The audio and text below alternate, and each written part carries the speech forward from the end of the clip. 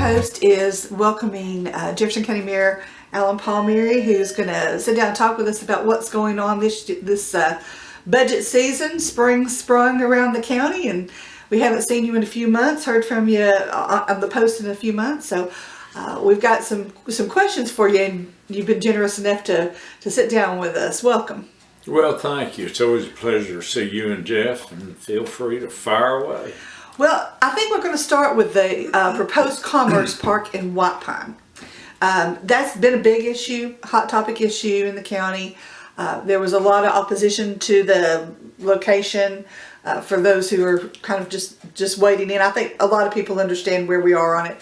And it was, in fact, proposal was voted down. But you brought some interesting information to that meeting regarding the possibility of another location. Can you tell people a little bit about that? Sure. Back in 1995, the city of Morristown annexed into Jefferson County, and that is legal by state law. They wanted to develop an industrial park, and that was adjoined to some property in Hamlin County. So they were able to accomplish that, like I said, back in 1995. And since then, they had developed a nice industrial park. Over 250 acres of that land exists inside Jefferson County. It's right on Interstate 81, and it's an ideal location. There's probably a total of close to 600 acres there. When they were talking about the other park in White Pine, the Progressive Park is only like about 2 or 3 miles away. It didn't make any sense for us to spend multiple millions of dollars to develop a site when we had no interest from a company coming in.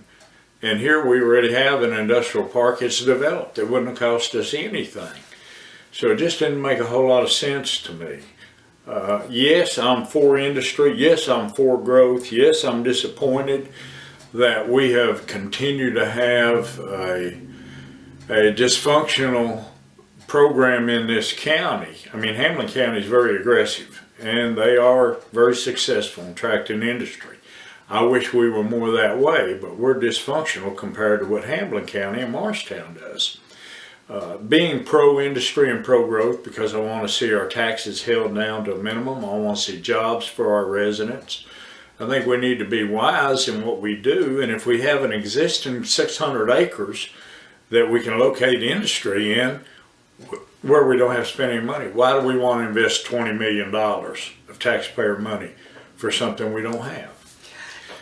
I think that a lot of people are a little confused about how Hamlin County was able to purchase property inside Jefferson County. So can you kind of just go over how that worked? And is that something that can still happen, or has that been taken care of? The law has been changed to a certain degree. I was mayor in Jefferson City back in 1995 when this took place. Morristown came down 11E into Jefferson County and annexed some land there. I was notified by the Morristown mayor at that time, W. Shockley, and Mike Luch, who was the city administrator, that their plan was to come down 11E and annex all the way to the cemetery on 11E. And with a few choice words, I let them know that they weren't going to do that coming to Jefferson City. And we annexed all the way to the Morristown city limits down 11E. I came over here and talked to my predecessor about it, and he wasn't too alarmed or excited about it.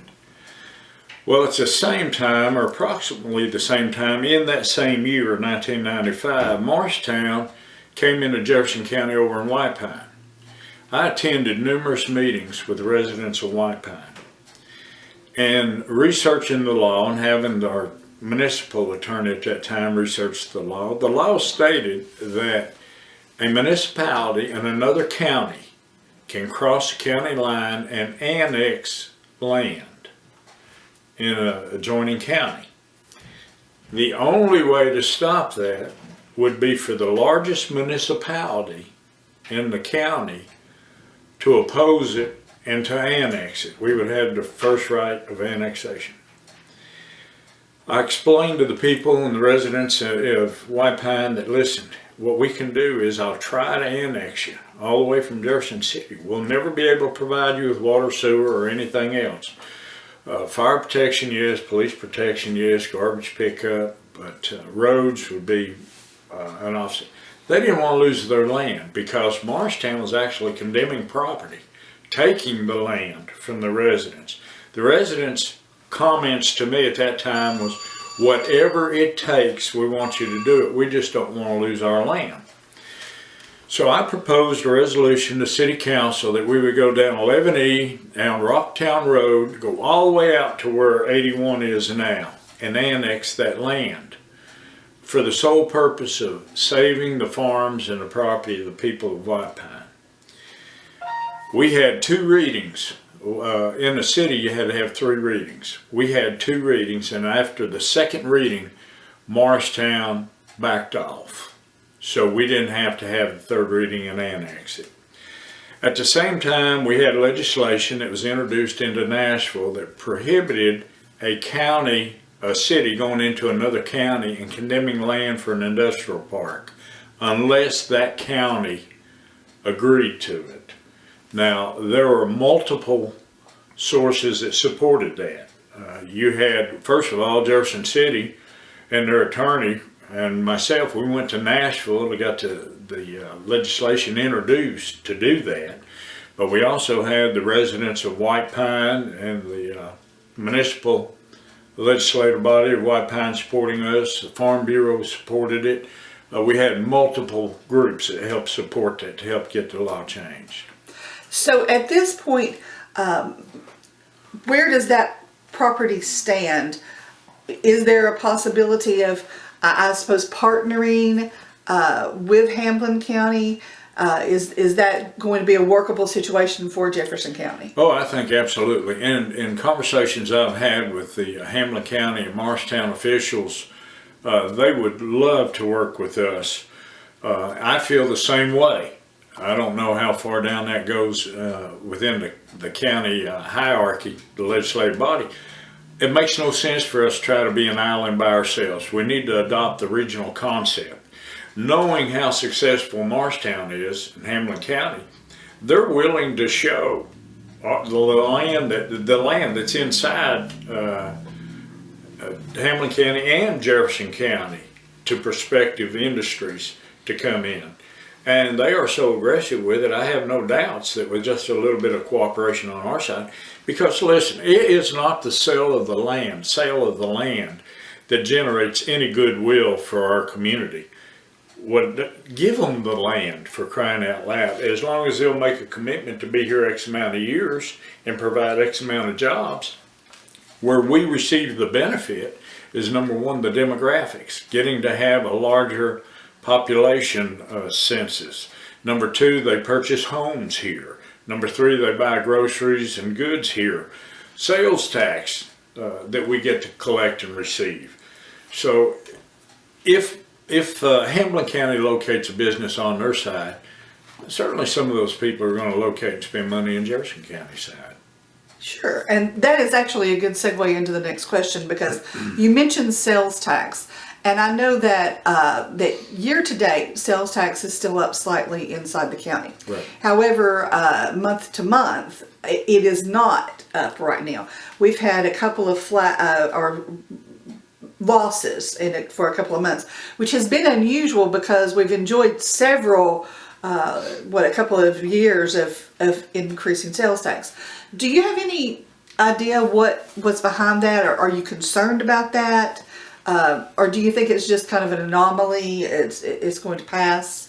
If Jefferson County officials don't change the way they're operating, get their head out of the sand, Jefferson County is going to be almost a ghost town in the future. It's coming, and I'll tell you why it's coming. Since Trump has been elected president, we've seen a surge in business and industry. We've seen hopes for a better economy. Not on the horizon, but actually in our midst. What's going to take place if we continue to operate under the fallacies that we have for the last 10 years or so is a complete loss of those sales tax. And by that I mean this. When you go to Sevier County, they had a huge development that was going to be just like Turkey Creek. That was put on hold because of the economic downturn. That's back on the table now. If we think we've experienced sales tax loss and problems up to this point, when that opens up, it's going to be devastating to us. We have other counties. Hamlin County is being very aggressive. If you look on this side of Hamlin County where the new super Walmart center is and the development that's going on there, we're sitting here doing exactly what we've done for the last 50 years, and it's going to ruin us. Individual property owners are going to have to pay, or you're going to have to see a drastic cut in all our services, because it's not a spending problem we have. It's a poor management by legislative bodies to expand and grow our community. The only thing we can do as a government entity is you either have to cut services, raise taxes, or grow your economic conditions. We have failed to grow our economic conditions. Whatever growth we've had, the Ford dealership, it passed on a split vote. How could that pass on a split vote? We've had another viable entity that looked at the county, and they were brought into a lawsuit, so they've gone away. We've done our best to run people off instead of encourage them to come in, and it's going to really hurt our county. So budget season is up on us. It's already started, and there are some issues that have already come up in budget season, and one of them is fire department funding. I'm sure that you're aware it's always been a hot topic, or at least maybe not always, but for the past several years it's been a hot topic. There are some questions about division of territories. There are questions about inequity in funding and finding some sort of funding model. Dandridge has approached and said that they need some more money because they answer so many calls outside the county. There seems to be, it's just a quagmire as to how to deal with this.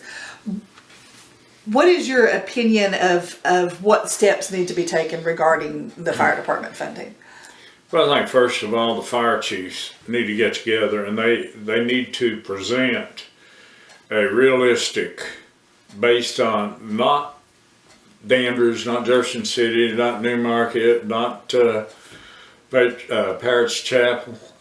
They need to come with a solid recommendation to county commission on something that they have agreed to. When you talk to county commission, when you talk to the various fire departments, everybody has their own opinion. You know, some want to cut Jefferson City's funding, and they say, well, Jefferson City doesn't service outside the city limits. That's not true. Jefferson City does. If, for example, Dandridge had a fire and it got out of control and they couldn't handle it and they called Jefferson City would come. So they do respond outside city limits. But just to say, well, they don't respond outside city limits is a fallacy.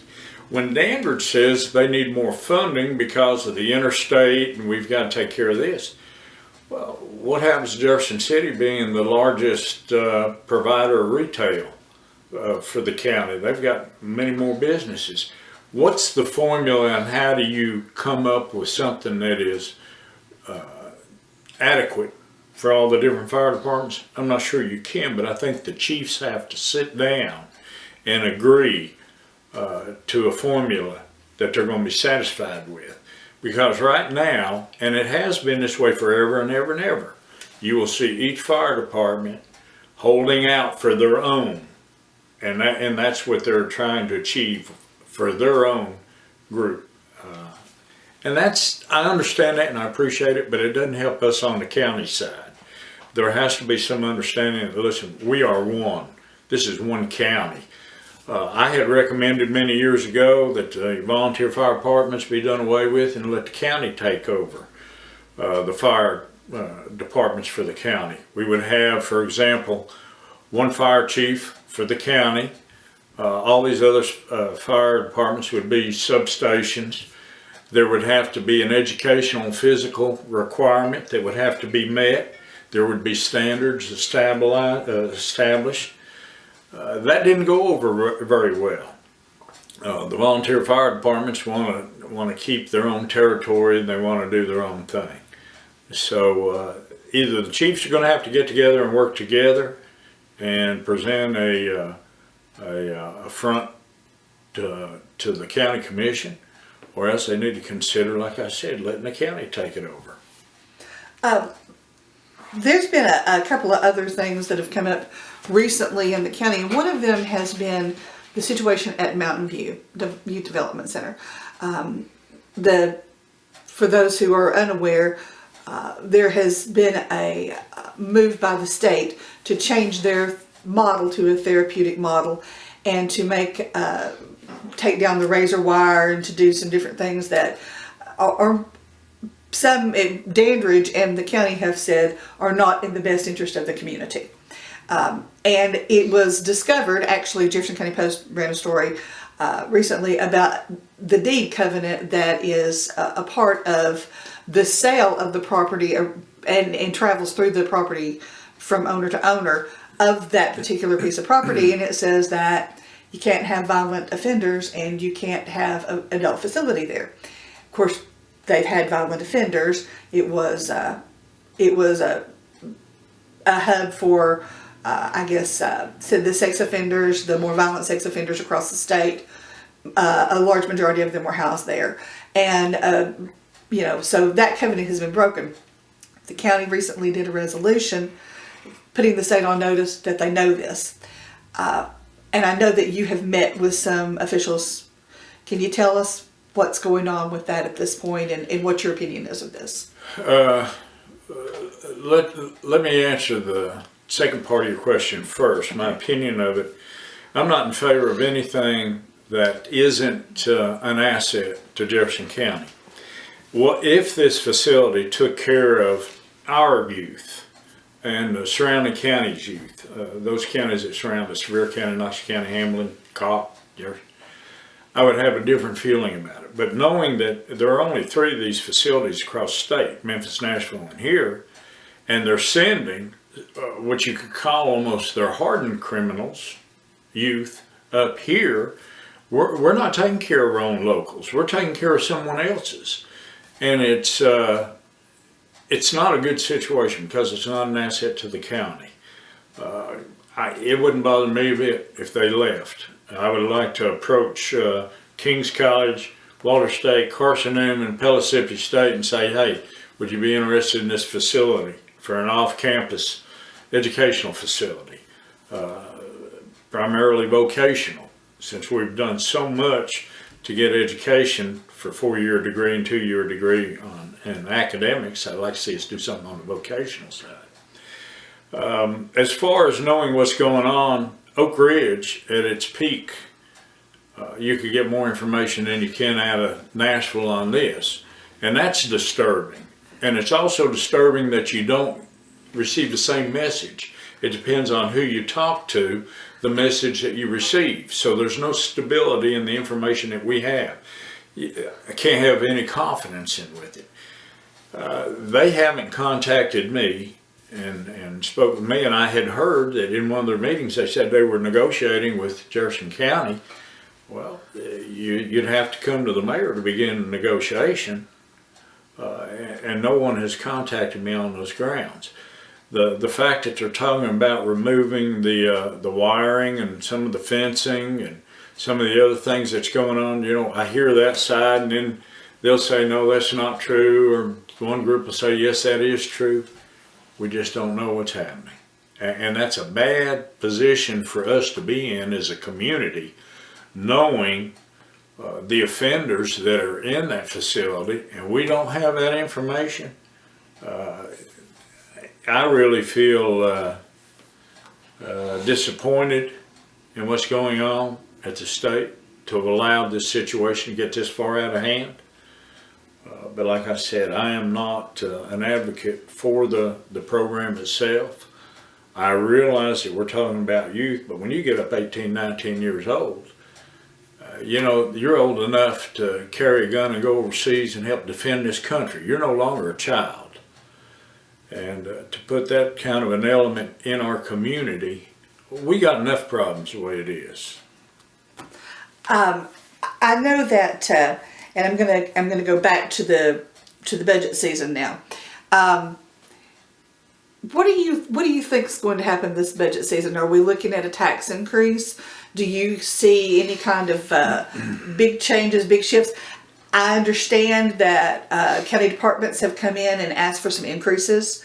I don't know exactly what the increases are. Of course, that hasn't been rolled out, but it's my understanding that there have been some increases. I know for several budget seasons, certain things have been pushed back. And I don't know what the Department of Education is gonna come in. I know that the last few budget seasons we've had rollover funds, so county and school system have been rolling money back in. So they've been contributing back into the county coffers. What are you seeing from your department heads? What are they looking at? Well, let me start at the pinnacle of the mountain and work our way down. Langdon Potts is our finance director, and I think he's doing an outstanding job, not only with the management of the finances and the way that office is being run, but also in the communication and the detail that he's working with each individual elected official and department head. I think he's doing an outstanding job. In saying that, I'll say the same thing that I've said forever. When you have a budget committee and you have members on that budget committee that don't know how to read a spreadsheet, financial spreadsheet, that don't know how to read a financial document, that can't explain to you what an irrevocable international letter of credit is. When you have individuals on budget committees with that kind of mentality or lack of mentality that want to have meeting after meeting and ask question after question, it's ludicrous. It's ridiculous. You have a professional finance director. Let him put together the budget and let him recommend to the budget committee and the legislative body, this is your budget. And they should go along with that. But they want to go line item by line item, and they get everything all stirred up, and it's causing a lot of problems for everybody concerned. So that's the pinnacle side of it, the legislative body, and it's also on the finance director. Now, what have I heard as far as operation goes? There are some departments.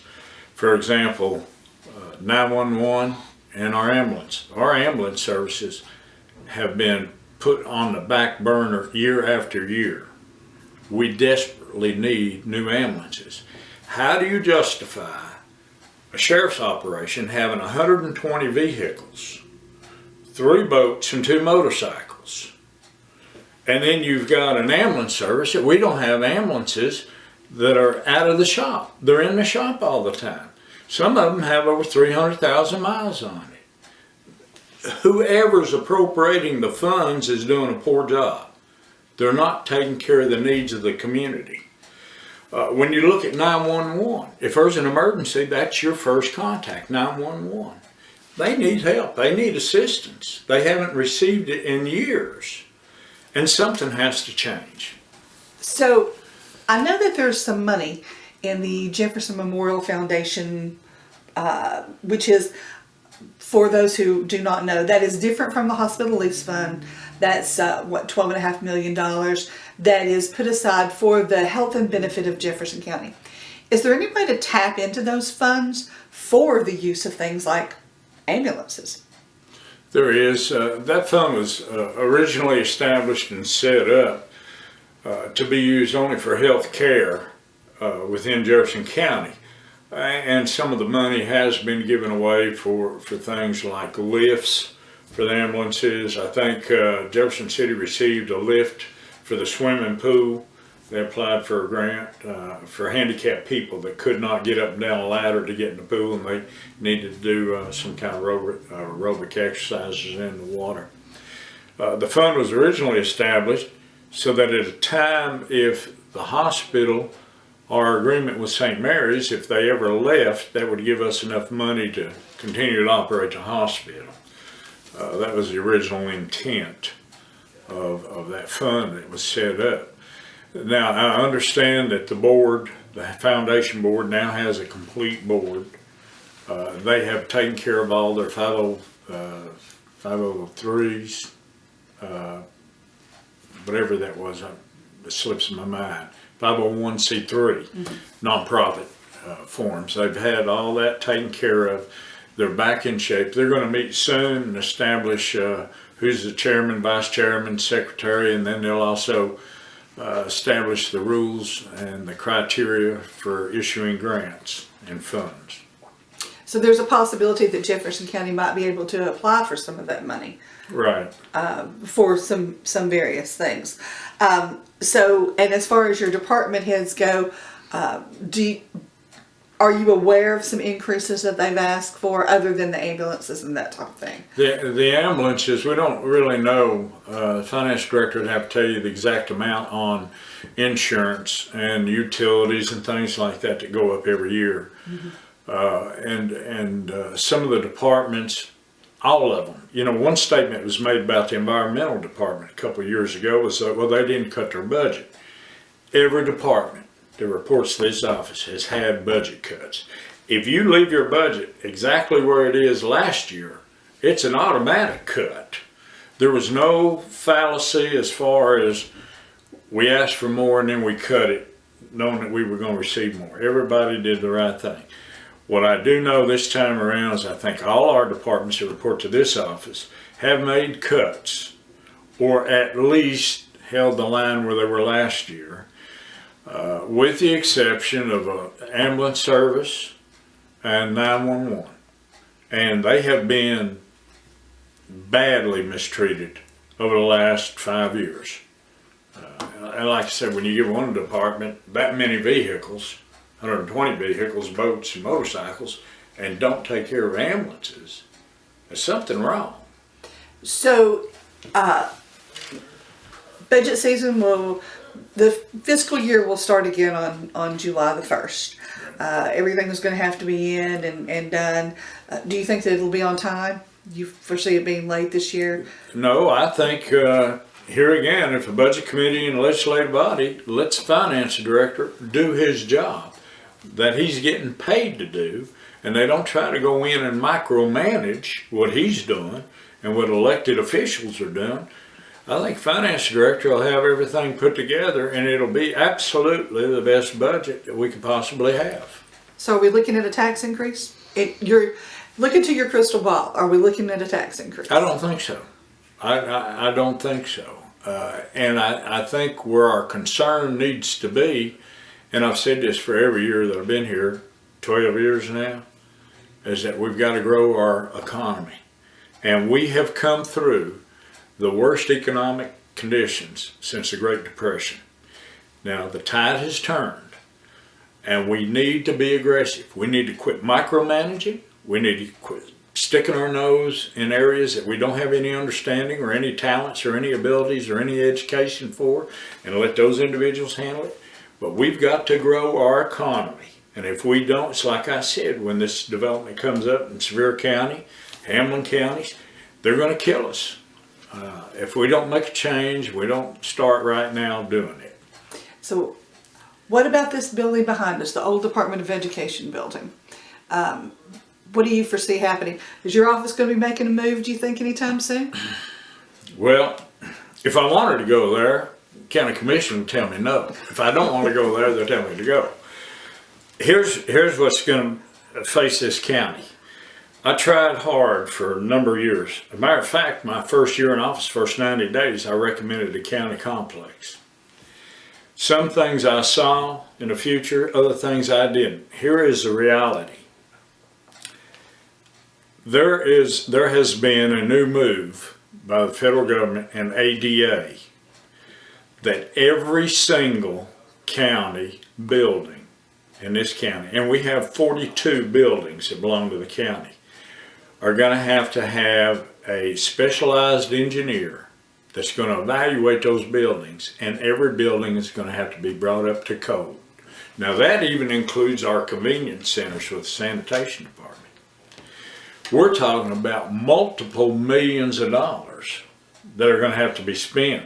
We think we've had it now. When the sales tax goes away, when the surrounding counties do their development and bring in industry and business and retail, and then ADA comes in under this new law and says you're gonna have to spend all these millions of dollars, a county complex has been a drop in a bucket compared to what we're gonna have to pay. Now, the building next door, what will happen with that, David Longmire has already begun the process. They've had engineers come in, they've taken a look at it. There's some foundation work that's gonna have to be done, of course, the mold and everything, gonna have to have remediation on that if we don't get it corrected. A lot of it has to do with airflow and circulation, so you're gonna have to put in all new systems and everything else. Are we gonna be better off fixing that building up? No, we won't be. But that's what County Commission wanted to do, so. Well, we're kind of closing down here, the interview, and I wanted to give you the opportunity to, if there's anything going on in Jefferson County that maybe you think everyone needs to know about, is there anything new and exciting going on, or maybe something people need to be looking out for? Or maybe we're good. Maybe there's nothing. Maybe we know it all. Well, Jefferson County is a great place, but we can always use improvement. Things can always be better. I just wish that people would become more active and more involved in what's going on, and help us. I mean, we need the help and the input from people. I know that also you got your litter program. We always ask you about it. We still got that going on? Litter program's still going on. All the elementary schools are involved. The seniors are involved. It's an educational program. The kids and the seniors receive instructional material, and they also receive different items, that would help kids become more active in it. So there's an awareness program going on. We could be much cleaner than what we are in this county, but it takes cooperation and work of everyone. But that has been one very successful program. It's been extremely successful. Well, thank you very much, Mayor. We appreciate your time and sitting down and clearing up some things for the people. And I know that as budget season comes to a close, I'm sure that we will be calling you again and asking you to sit down and give us your thoughts about how things turned out. But until then, I know you're a busy guy, and we've taken up a lot of your time. Thank you very much. Well, thank you. It's always a pleasure to have Jefferson County Post come by, and I appreciate the opportunity to help get some information out to the residents. Thank you. Thanks.